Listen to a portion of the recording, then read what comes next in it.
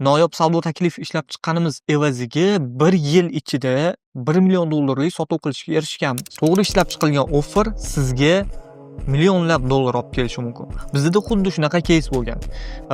Bitta loyiha bilan ishlaganmiz. Loyihada to'g'ri unikalniy торговый предложение deydi, ya'ni UTP. Noyob savdo taklifi ishlab chiqqanimiz evaziga 1 yil ichida $1 million sotuv qilishga erishganmiz. Biznes egalari va marketologlarning juda katta xatosi bu asosiy unikalniy торговый предложение ishlab chiqishda emas.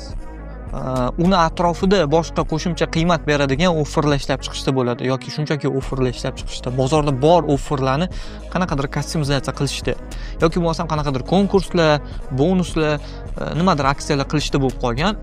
Bu bir tomondan to'g'ri bo'lishi mumkin, lekin agar siz biznes egasi yoki bo'lmasam biror bir biznesda marketolog bo'lib ishlaydigan bo'lsangiz, asosiy fokus u qo'shimcha narsalarga emas, eng asosiy narsaga qaratadigan bo'lsangiz, ya'ni unikalniy торговый предложение kuchli bo'ladigan bo'lsa, sizga mana bu bonus aksiyalar kerak emas bo'lib qoladi va UTPni o'zi kichik xarajat bilan juda katta sotuv qilish imkoniyatini beradi. Sizda lead narxi ham, CIC narxi ham juda arzon tushishga boshlaydi. Bu narsa bizning o'zimizda real case'da bo'lgan. Agarda bu qanaqa bo'lgan sizga qiziq bo'lsa, izohlarda plus qoldiring. Siz bilan bog'lanamiz va bepul konsultatsiya o'tkazib, qanaqa bo'lgani to'g'risida ma'lumot berib o'tamiz.